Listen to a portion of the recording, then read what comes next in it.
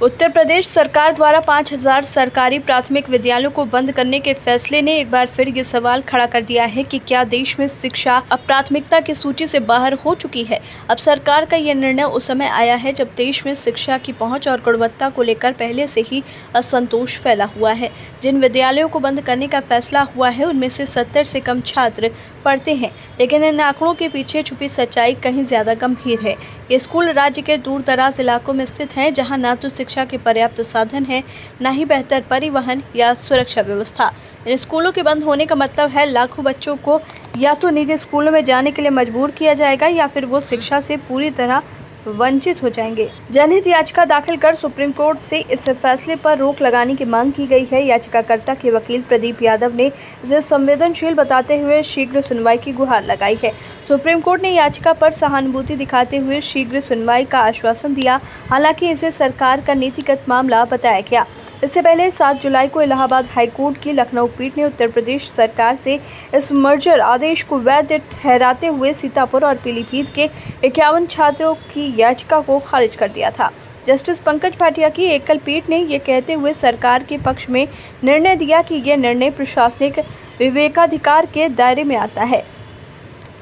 High court ने 16 जून 2025 के शासनादेश को बरकरार रखते हुए स्पष्ट किया कि कम छात्र संख्या वाले स्कूलों का विलय समीपस्थ विद्यालयों में किया जा सकता है, लेकिन क्या प्रशासनिक विवेक का प्रयोग करते समय सामाजिक विवेक को दरकिनार किया जा सकता है?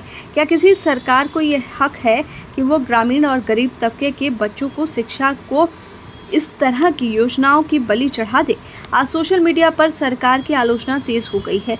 लोग पूछ रहे हैं कि जब सरकार शराब की दुकानों को हर किलोमीटर पर खोलने के लिए तत्पर है तो फिर बच्चों के स्कूल क्यों बंद किए जा रहे हैं? शराब की दुकानों से सरकार को राजस्व मिलता है, लेकिन स्कूलों से देश को भविष्य मिलता है।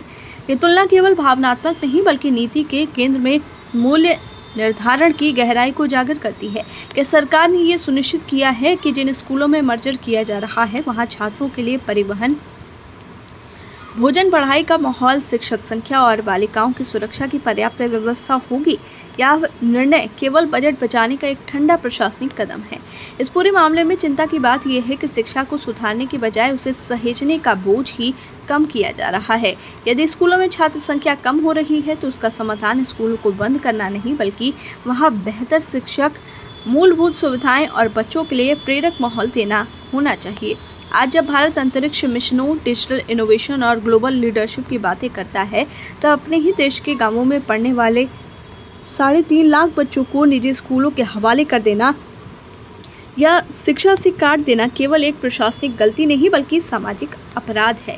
इसलिए यह समय है जब न्यायपालिका, मीडिया, समाज और शिक्षाविदों को एकजुट होकर ये सवाल पूछना चाहिए कि विकास की कीमत क्या है और वो किससे वसूली जा रही है।